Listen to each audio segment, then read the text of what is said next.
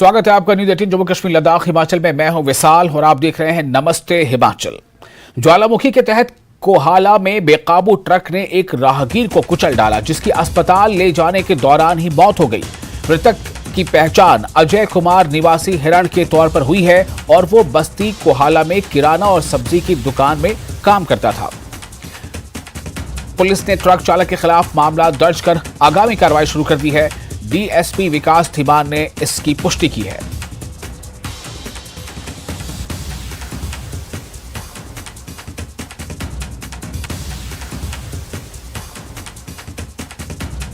Phone line पर मौजूद है हमारे साथ हमारे सहयोगी ब्रजेश्वर। पूरा मामला क्या है और ये घटना कैसे घटी? जी विशाल, आपको बताना चाहूँ कि ये जो दुर्घटना हुई है बहुत ही दुखदाई जो वाकया है।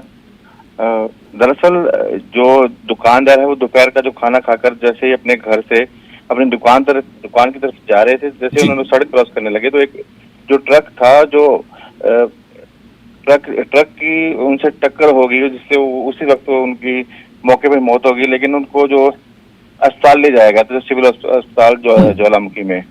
इसके बाद जब स्थानीय लोगों ने उस ट्रक को रोका, ट्रक चालक ने शराब पी हुई थी और जिस वजह से ये हादसा हुआ है। जी विशाल जी, बहुत शुक्रिया आपका तमाम जानकारी के लिए ब्रजेश्वर। और इसके साथ ही रुख करेंगे अगली खबर का।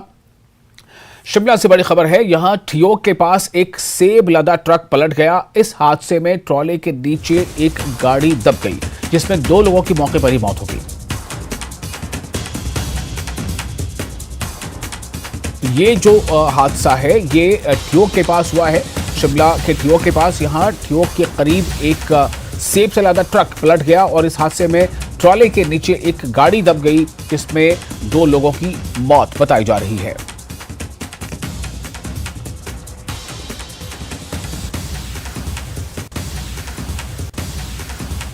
ऊपरी शिमला के 2 दिवसीय दौरे से पहले दिन सीएम सुक्खू ने चौपाल, कोटखाई और रोहड़ू का दौरा किया। इस दौरान सीएम ने बारिश से हुए नुकसान का विस्तार से जायजा लिया और कहा कि सरकार प्रभावित परिवारों की हर संभव मदद करेगी। सीएम ने यहां प्रशासन को प्रभावित लोगों को जल्द सहायता दिए जाने के निर्देश भी दिए। यहां मुख्यमंत्री ने लोक निर्माण विभाग के अधिकारियों को किसानों के उत्पादों को जल्द बाजार तक पहुंचाने के लिए सड़कों की बहाली के कार्यों में तेजी लाने के लिए कहा है। उन्होंने कहा कि राज्य सरकार ने प्रदेश के सेब उत्पादक क्षेत्रों में संपर्क सड़कों को बहाल करने के लिए 110 करोड़ रुपए जारी किए हैं और पर्याप्त मशीनरी भी तैनात की गई है। दौरे में सीएम ने चौपाल विधानसभा क्षेत्र के कोड़ी गांव को हस्तांतरित करने और लोगों के पुनर्वास के लिए उपयुक्त भूमि चिन्हित करने के निर्देश भी दिए हैं।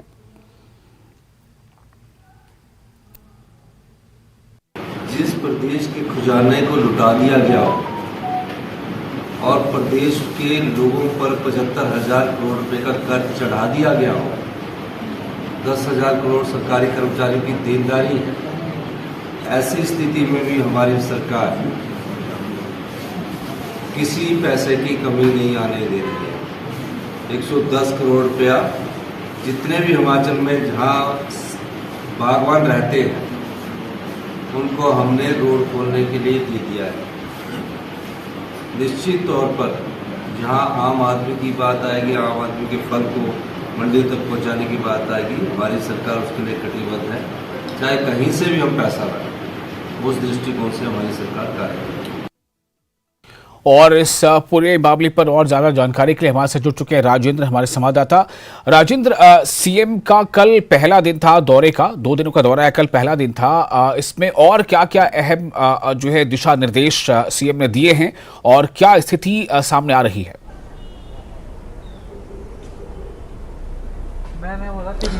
आज मुख्यमंत्री रोहड़ू और नारकंडा का दौरा करेंगे। रोहड़ू और उसके आसपास ननखड़ी और उसके आसपास, क्योंकि ननखड़ी के आसपास के जो गांव हैं वहाँ काफ़ी नुकसान हुआ है, सड़कें वहाँ बाधित है, वहाँ आसपास के क्षेत्र का दौरा मुख्यमंत्री करेंगे। उसके बाद करीब 2 बजे नारकंडा पहुँचेंगे। 2:15 बजे के बाद का समय वहाँ पर है। वहाँ सर्किट हाउस में लोगों से मिलेंगे, लोगों को संबोधित करेंगे और वहाँ पर जो नुकसान हुआ है आसपास के क्षेत्रों में वहाँ पर भी वो दौरा करेंगे। इसके बाद शिमला पहुँचेंगे। करेंगे। पिछले कल सुबह से करीब 11 बजे मुख्यमंत्री शिमला से रवाना हो गए थे और उसके बाद उन्होंने विभिन्न क्षेत्रों का दौरा भी किया है। खासकर जुब्बल कोटखाई और वहाँ के आसपास के जो क्षेत्र हैं वहाँ भारी क्षति हुई है। बारिश से, बादल फटने से लोगों के मकान गए हैं। जिन लोगों के मकान पूरी तरह से डैमेज हो गए हैं उनसे मुख्यमंत्री ने कल मुलाकात की और आश्वासन लोगों को दिया कि जिन लोगों को फौरी राहत के तौर पर 10,000 या 5,000 रुपये के प्रशासन की तरफ से दे दिए गए हैं, उन लोगों को बचे हुए 90,000 या 95,000 जितनी राशि बची है वो जल्द अदा कर दी जाएगी प्रशासन की तरफ से। और 1 लाख रुपए जिनके मकान पूरी तरह ज़मींदोज़ हो गए हैं उनको प्रशासन की तरफ से दिए जाएंगे। ये आश्वासन मुख्यमंत्री की तरफ से दिया गया। इसके अलावा जुब्बल कोटखाई क्षेत्र की सड़कों को खोलने के लिए 4 करोड़ रुपए मुख्यमंत्री ने स्वीकृत कर दिए और युद्ध स्तर पर अधिकारियों को निर्देश दिए हैं कि क्योंकि ये पूरा सेब बहुल क्षेत्र है और अब से धीरे धीरे सब्जी फल मंडियों की तरफ पहुंचाया जा रहा है, तो ऐसे में सख्त निर्देश मुख्यमंत्री की तरफ से दिए गए हैं और पैसे की कोई कमी नहीं आने दी जाएगी, ये बात कही गई है वहाँ पर। तो इसलिए अब जो सड़कें खोलने का काम है, उम्मीद लगाई जा रही है कि जल्द से जल्द ये काम पूरा हो पाएगा क्योंकि मौसम साफ़ है आज। हालांकि आसमान में बादल छाए हुए हैं और कांगड़ा और उसके आसपास के क्षेत्रों में, मंडी, शिमला के भी कुछ एक क्षेत्रों में अब येलो अलर्ट है, बारिश की संभावना है। अब लेकिन क्योंकि अभी साफ बना हुआ तो ऐसे में काम ज़रूर सड़कें खोलने का चला हुआ है और जहां पैसे की कमी है उसको पूरा करने के लिए 4 करोड़ मुख्यमंत्री की तरफ से स्वीकृत कर दिए गए हैं। जिनके मकान पार्शियली डैमेज हुए हैं उनको भी सहायता राशि प्रदान करने का आश्वासन मुख्यमंत्री की तरफ से दिया गया है। अब चौपाल में मुख्यमंत्री गए, वहाँ पर लोगों की समस्याओं को सुना और अधिकारियों को निर्देश उसी अनुसार दिए। क्योंकि एप्पल सीज़न है, ये समय बागवानों के लिए बहुत इम्पोर्टेंट होता है। इसी से अब जो फल मंडियों तक पहुंचाते हैं, बेचते हैं, उसके बाद फिर पूरी आजीविका, पूरी साल भर की कमाई इन्हीं दिनों में रहती है। तो ऐसे में काफ़ी इम्पोर्टेंट ये दिन बागवानों की दृष्टि से भी है और सरकार की दृष्टि से भी है। तो अब क्योंकि रोहडू से करीब 10 बजे चलने का समय है तो वहाँ पर भी लोगों से मुलाकात कर रहे हैं और मुख्यमंत्री जहाँ जहाँ जा रहे हैं वहाँ छोटी छोटी जनसभाओं को भी संबोधित कर रहे हैं। लोगों से मुलाकात ज़रूर कर रहे हैं 1 to 1, लेकिन छोटी छोटी जहाँ जहाँ जनसभाएं हो सकती हैं, छोटे छोटे लोग गांव पंचायत स्तर पर लोगों को संबोधित भी कर रहे हैं जहां मुख्यमंत्री जा रहे हैं। इसके अलावा एक छोटी सी प्रेस कॉन्फ्रेंस भी कल मुख्यमंत्री की तरफ से की गई थी और पूरे क्षेत्र का ब्यौरा मुख्यमंत्री की तरफ से दिया गया कि कहां कितना नुकसान हुआ है और सरकार क्या कुछ कर रही है। इसके अलावा केंद्र सरकार से भी ज़रूर जल्द से जल्द पूरी सहायता राशि भेजने का आग्रह मुख्यमंत्री की तरफ से किया जा रहा है ताकि जहाँ जहाँ सड़कें डैमेज हैं उनको तुरंत रिपेयर किया जा सके और लोगों को तुरंत सहायता पहुंचाई जा सके। बहुत शुक्रिया आपका राजीव, तमाम जानकारी के लिए। तो सीएम का आज ऊपरी शिमला का दूसरा दिन का ये जो दौरा है, पहले दिन के दौरे में बहुत सारी तफसीलात सामने आई हैं, जो जैसा भी हमें राजीव बता रहे थे कि आज दूसरे दिन के दौरे में भी ये देखा जाएगा कि किस तरह से वहां पर सीएम इसका आकलन करेंगे, कहाँ कितनी तबाही हुई है, कहाँ कितनी बर्बादी हुई है। और सीएम छोटी छोटी सभाएं भी कर रहे हैं। ये एक खास बात राजेंद्र ने बताई है कि जहां वो जा रहे हैं देही इलाकों में, ग्रामीण क्षेत्रों में, वो छोटी छोटी सभाएं कर रहे हैं और बता रहे हैं कि दरअसल इस बार की ये जो आपदा है ये कितनी अलग है पिछले सालों के मुकाबले और कितना ज़्यादा इस पर नुकसान हुआ है और सरकार ने अब तक क्या क्या कदम उठाए हैं और किस तरह से केंद्र से मदद आने वाली है उसका भी जिक्र वो बता रहे हैं। आगे बढ़ते हैं। केंद्रीय मंत्री अनुराग ठाकुर ने पीएम मोदी के आज से शुरू करने वाले क्विट इंडिया अभियान को लेकर ट्वीट किया है। उन्होंने लोगों से निर्माण और क्विट इंडिया अभियान के तहत सामाजिक बुराइयों को दूर करने, सशक्त और समृद्ध भारत के निर्माण का प्रण लेने की अपील की है। महात्मा गांधी जी ने भारत छोड़ो के आह्वान से राष्ट्र को प्रेरित किया और उस समय भारत छोड़ो अंग्रेजों के खिलाफ था। आज देश हर बुराई को कह रहा है क्विट इंडिया, इंडिया छोड़ो। Corruption quit India, nepotism quit India, appeasement quit India, भ्रष्टाचार इंडिया छोड़ो, परिवारवाद इंडिया छोड़ो, तुष्टीकरण इंडिया छोड़ो। तो आइए मिलकर संकल्प लें इन बुराइयों को क्विट इंडिया। और पंडोह में 100 साल पुराना पुल टूटने के बाद अब उस स्थान पर लोक निर्माण विभाग अस्थायी झूला पुल बना रहा है, जिसे लेकर पंडोह और इलाका बदार के लोगों ने आशंका जताई है और कहा है कि वो कहीं झूला पुल बन जाने के बाद हमेशा के लिए इसी पर झूलते ना रह जाएं।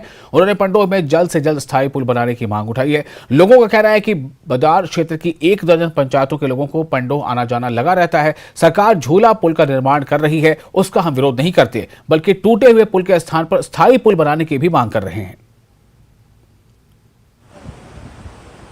और पंडोह बाजार की भी जो आर्थिक स्थिति है इसी पुल के ऊपर टिकी हुई थी, परंतु अब जो है और जगह जो देखते हैं हम वहाँ पर काम शुरू हो चुका है।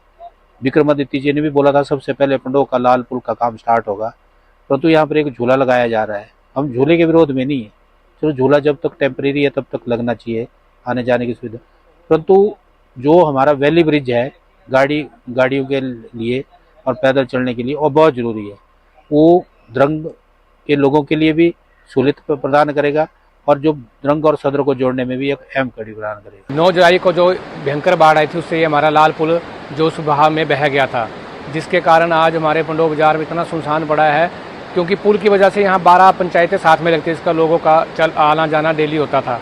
तो अब सरकार उसके एक झूला पुल बना रही है। हमें सरकार से निवेदन है कि झूला पुल कहीं झूला ही ना रह जाए बन के, क्योंकि इस पुल का सरकार को शीघ्र जल्दी निर्माण करना चाहिए, जिससे कि इस लोगों को आने जाने में दिक्कत ना हो। हमारे बाजार में जो गया है पुल, उसका डिमांड रख रहे हैं और आप शीघ्र करो, बनाओ उसको।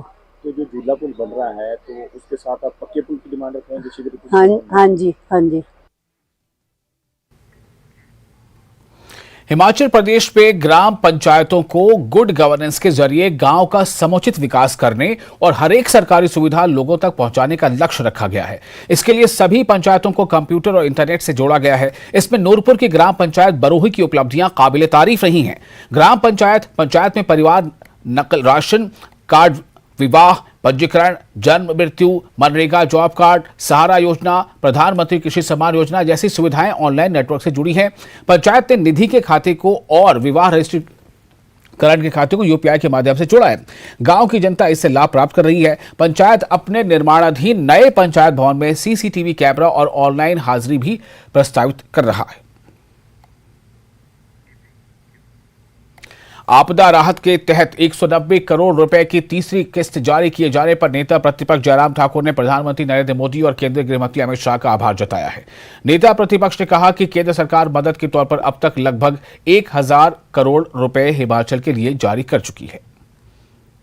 प्रदेश में बाढ़ और बरसात के कारण हुई क्षति के लिए केंद्र सरकार लगातार मदद कर रहा है और मुझे इस बात की प्रसन्नता है कि केंद्र ने अभी तक हिमाचल प्रदेश को मदद के रूप में लगभग 1000 करोड़ रुपए जारी कर लिया है, जिसमें 364 करोड़ रुपए आदरणीय अमित शाह जी ने पहले जारी किया और पिछले कल शाम को ही 190 करोड़ रुपए और जारी किए हैं।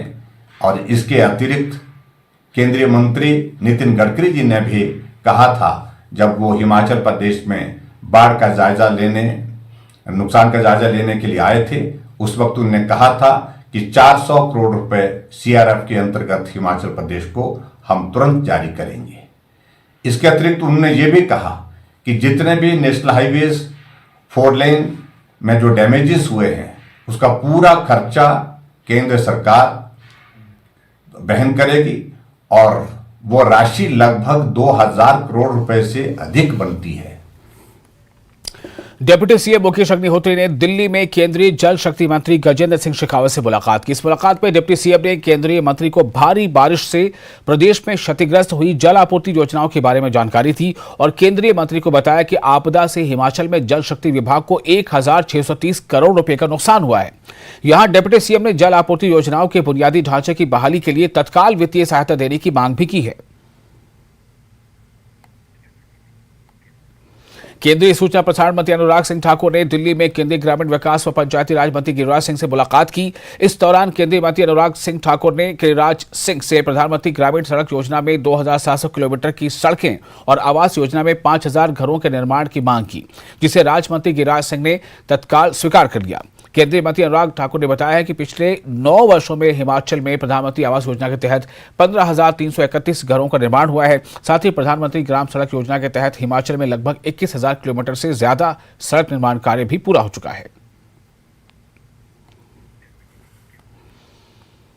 पावटा साहिब और काला अब औद्योगिक क्षेत्र को जगाधरी रेलवे से जोड़ने की मांग को लेकर बीजेपी के पूर्व अध्यक्ष एवं सांसद सुरेश कश्यप ने रेल मंत्री अश्विनी वैष्णव से दिल्ली में मुलाकात की। इस मुलाकात में कश्यप ने मंत्री को बताया कि शिमला संसदीय क्षेत्र का ये क्षेत्र एशिया का सबसे बड़ा फार्मास्यूटिकल हब है और ये अभी तक रेल सेवा से नहीं जुड़ा है, जिस पर केंद्रीय मंत्री ने इस क्षेत्र को सर्वोच्च प्राथमिकता पर रेल सेवा से जोड़ने का आश्वासन दिया। यहां सुरेश कश्यप ने केंद्रीय मंत्री से कालका शिमला ट्रेन सेवा को जल्द बहाल करने की भी मांग की। मुख्यमंत्री ठाकुर सुखविंदर सिंह सुक्खू ने शिमला में वन विभाग की समीक्षा बैठक की अध्यक्षता की। इस बैठक में सीएम ने अधिकारियों को वन संरक्षण अधिनियम और वन अधिकार अधिनियम के मामलों के निपटारे में तेजी लाने के निर्देश दिए ताकि विकासात्मक परियोजनाओं का काम जल्द शुरू किया जा सके। इसके अलावा सीएम ने बैठक में जियोलॉजिकल पार्क कांगड़ा के निर्माण कार्य के लिए प्रारंभिक प्रक्रियाएं जल्द शुरू करने के निर्देश भी दिए। उन्होंने पार्क के लिए एक अंतर्राष्ट्रीय स्तर का सलाहकार नियुक्त करने पर बल देते हुए कहा है कि इससे अंतर्राष्ट्रीय मानकों के अनुसार पर्यटकों को यहां बेहतर अनुभव और अन्य सुविधाएं सुनिश्चित होंगी।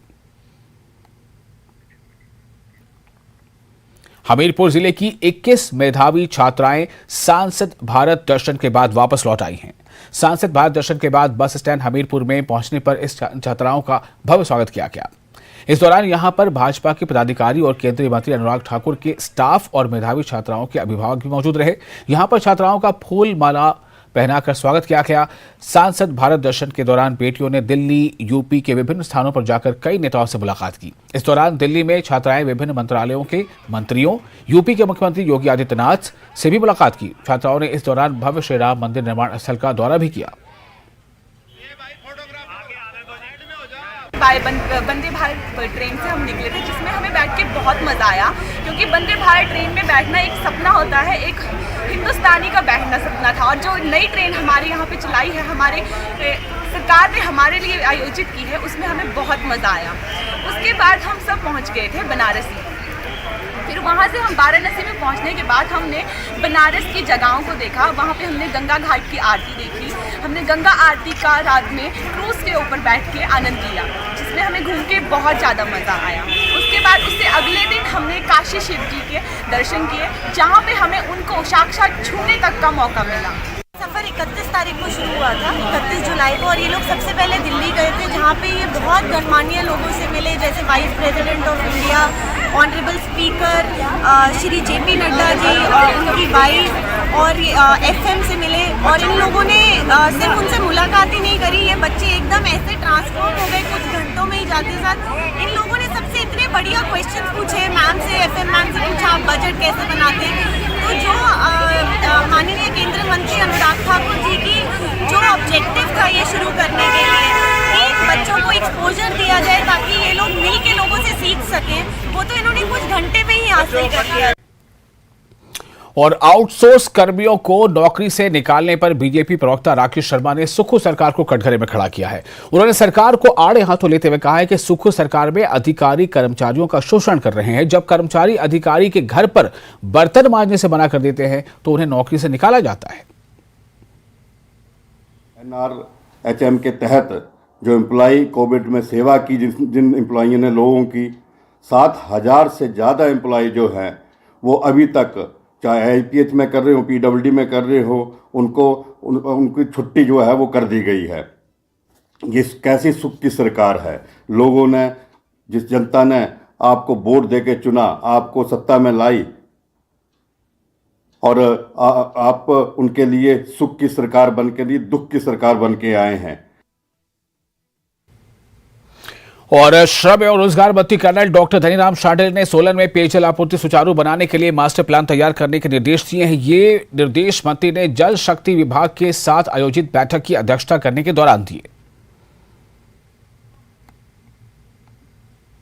में भी करना होगा, बहुत पुरानी लाइन हो गई, जिसकी वजह से पता भी नहीं लगता कि कितना लिफ्ट किया जा रहा है और कितना दिया जा रहा है। तो हम कई बार इसमें उलझन में आ जाते हैं कि शायद वितरण प्रणाली में प्रॉब्लम है या लिफ्टिंग में प्रॉब्लम है या कहाँ पे कैसे क्या हो रहा है, कोई देर इज गैप। इस करके ये इस प्रकार की मीटिंग हम करते रहते हैं और जरूरी भी है, ताकि हमारी खासकर जनता को किसी का असुविधा न हो। उससे पार पाने के लिए हम अलग अलग चीज़ें सोचते रहते हैं, किस प्रकार से इस इतनी बड़ी समस्या को हम ठीक करें और डिस्ट्रीब्यूशन जो है हमारा सेटअप वो ठीक हो और लिफ्टिंग भी ठीक हो और जो पानी का फ्लो हो जो स्टोरेज तक का है वो भी ठीक हो। इन्हीं तक को लेकर के आज की जो हमारी मंत्रणा थी वो थी सारी मीटिंग।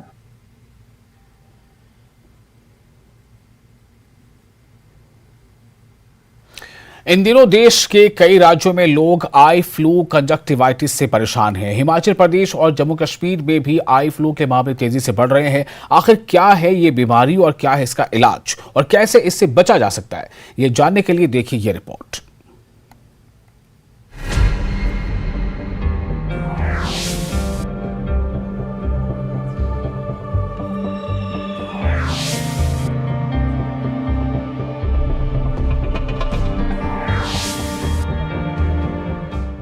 किसी की आंखें लाल हो रही है तो किसी की आंखों से पानी आ रहा है। कोई आंखों में सूजन और खुजली से परेशान है तो कोई आंखों में चुभन और दर्द से बेहाल है। ये कंजक्टिवाइटिस नाम की बीमारी है जो इन दिनों देश के कई राज्यों में फैली हुई है। तेजी से फैलने वाली आंख की बीमारी बच्चों को ज्यादा सताती है। वैसे तो ये हफ्ते 10 दिन में खुद चली जाती है, लेकिन इस दौरान कुछ लापरवाही भारी भी पड़ सकती है। जैसे स्टेरॉइड यूज इसमें मना किया गया होता है, उसके कई साइड इफेक्ट्स होते हैं, जिसके रेटिना के ऊपर जो हमारे के ऊपर साइड इफेक्ट्स होते हैं। इसलिए बिना स्पेशलिस्ट के केयर के अंडर ये कोई भी स्टेरॉइड लोग यूज ना करें। सबसे पहले ये जानिए कि आखिर कंजक्टिवाइटिस है क्या। आंखों के सफेद हिस्से के ऊपरी लेयर को कंजक्टिवा कहते हैं। संक्रमण में सफेद हिस्से में सूजन और रंग लाल हो जाता है। संक्रमित व्यक्ति को देखने में भी परेशानी होने लगती है। ज्यादातर मामले सर्दी खांसी वाले वायरस की वजह से बढ़ते हैं। मॉनसून में कम टेम्परेचर और हाई ह्यूमिडिटी के चलते तेजी से फैलता है। डिफरेंट यूजुअली आंखें रेड करके आ जाते हैं पेशेंट, पिंक आई करके आ जाते हैं, किसी में हेमरेज भी हो जाती है और जो सीवियर केसेस हैं तो उनमें फिर कार्निया भी इन्वॉल्व हो जाता है। तो सवाल है फिर कंजक्टिवाइटिस होने पर क्या करना चाहिए? क्या तुरंत जाकर डॉक्टर को दिखाना चाहिए? आंखों में एंटीबायोटिक ड्रॉप्स डालने चाहिए। देसी और घरेलू नुस्खे का इस्तेमाल करना चाहिए या फिर खुद ही बीमारी के ठीक होने का इंतजार करना चाहिए। डॉक्टर के मुताबिक कंजक्टिवाइटिस एक सेल्फ लिमिटिंग डिजीज है, जिसका मतलब है कि कुछ दिन के अंदर खुद ब खुद ठीक हो जाती है। नहीं, देखिए इसमें मतलब कोई ट्रीटमेंट तो कोई है नहीं, कोई इसमें सिर्फ बचाव ही करना है। हाँ, ट्रीटमेंट हम जो दे रहे हैं यहाँ पे जो ये सुपर एडिड इन्फेक्शन जो हो जाती है बाद में बैक्टीरिया वगैरह, ये उसको बचाने के लिए होता है। बाकी तो ये सेल्फ लिमिटिंग डिजीज है, खुद ही ठीक हो जाती है। बस अपना हैंड मतलब वो हाइजीन मेंटेन करना है। यानी कि दवाओं या किसी आई ड्रॉप का इस्तेमाल बिना किसी डॉक्टर की सलाह के ना करें, क्योंकि कुछ दवाओं में होने वाले स्टेरॉइड्स आंखों को नुकसान पहुंचा सकते हैं। ऐसे में अब सवाल ये है कि क्या इस इन्फेक्शन को फैलने से रोका जा सकता है और आसपास में किसी के होने पर इससे खुद को बचाया जा सकता है? बचाव कर सकते हैं। यूजुअली क्या है, मतलब जस्ट हाइजीन मेंटेन करनी है। इसका मोड ऑफ ट्रांसफ़र जो होता है मतलब वो है ये तो कंटेजियस है, हाईली कंटेजियस है। तो मतलब फिंगर्स जो ना हमारी वो हैं, मतलब फिंगर से ही हो जाता है। कहीं आपने टच किया, मतलब फिंगर्स को मतलब लग गया, तो उसके बाद आपने जो आपने मुंह पे मतलब हाथ लगाया, आंखों को हाथ लगाया, तो ये वायरस वहाँ पहुँच जाता है। चांद से बिटिया को चांद पर टुकड़ा देकर हमीरपुर के एडवोकेट अमेश शर्मा ने अनोखा गिफ्ट दिया है। अपनी बड़ी बेटी तनिषा शर्मा को उसके 18वें जन्म दिवस पर उन्होंने चांद पर 1 हेक्टेयर जमीन गिफ्ट दी है। एडवोकेट अमित ने न्यूज 18 JKLS से विशेष बातचीत में बताया कि बड़ी बेटी तनिषा शर्मा के नाम पर अमेरिका के लॉस एंजलिस की लूना सोसाइटी इंटरनेशनल की ओर से उन्होंने चांद पर 1 हेक्टेयर जमीन खरीदी है। इसके लिए $300 खर्च किए हैं। अब मेरी बेटी धरती से ही देख सकती है कि मेरी जमीन चांद पर भी है।